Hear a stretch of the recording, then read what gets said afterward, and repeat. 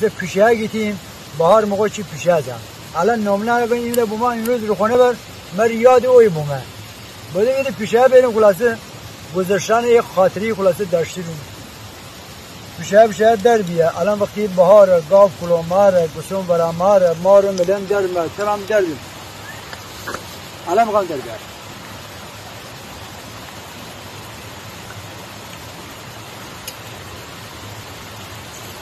بزنی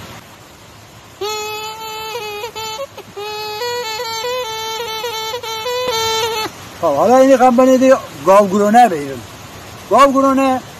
بزرگتره اینی بریم نبی چی عربه همه ایره بریم صاف آنیم اول ایره ازر کنیم دست همرا بعدن چی؟ ایتو درست آنیم بریم زمان بچگی همه کاران خری بودیم بعدشون